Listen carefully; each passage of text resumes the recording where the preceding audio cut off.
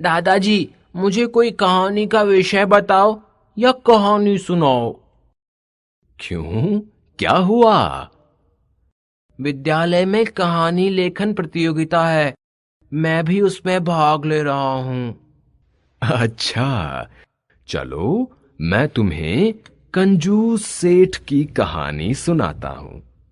एक सेठ था, वह बहुत कंजूस था। एक दिन माली और मालिन बागीचे से फूल लेकर आए। सेठ ने माली को कम पैसे दिए।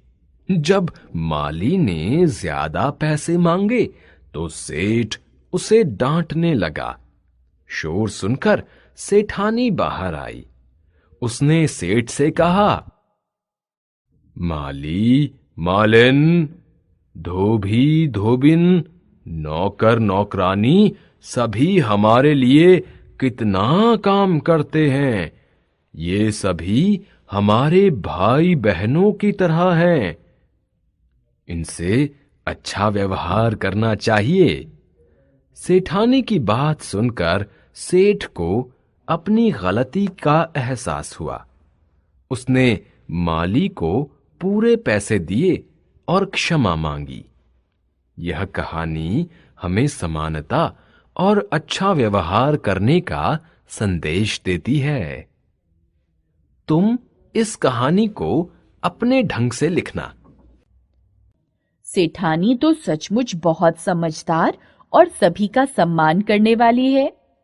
कहानी में संदेश के साथ स्त्री और पुरुष जाति का बोध कराने वाले शब्द भी आए हैं, जैसे पुरुष जाति के शब्द, स्त्री जाति के शब्द, सेठ, सेठानी, माली, मालिन, धोबी, धोबिन, नौकर, नौकरानी, भाई, बहन। शब्द के जिस रूप से ये पता चलता है कि वह पुरुष जाति का है या स्त्री जाति का, उसे लिंग कहते हैं। लिंग के भेद। हिंदी में लिंग के दो भेद होते हैं, स्त्रीलिंग, पुल्लिंग। पुल्लिंग जो शब्द पुरुष जाति का बोध कराते हैं वे पुल्लिंग कहलाते हैं, जैसे लड़का, पिता, सेठ, माली, बेटा, भाई आदि।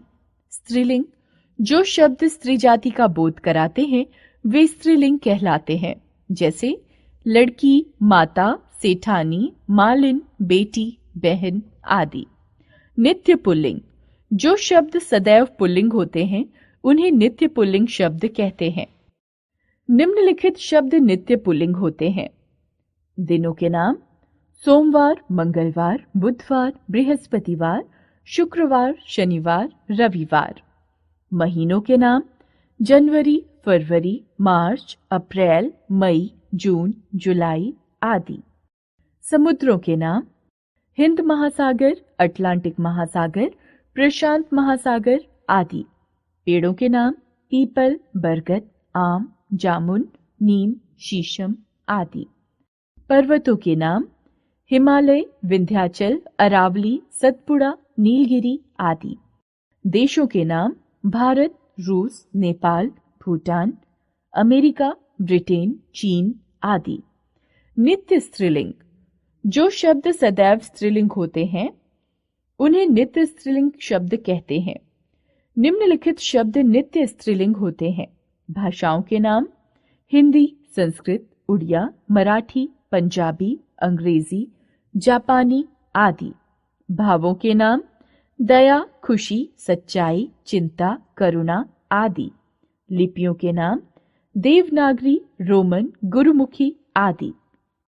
नदियों के नाम: गंगा, सरस्वती, कावेरी, सिंधु, झेलम, रावी, ताप्ती, नर्मदा आदि।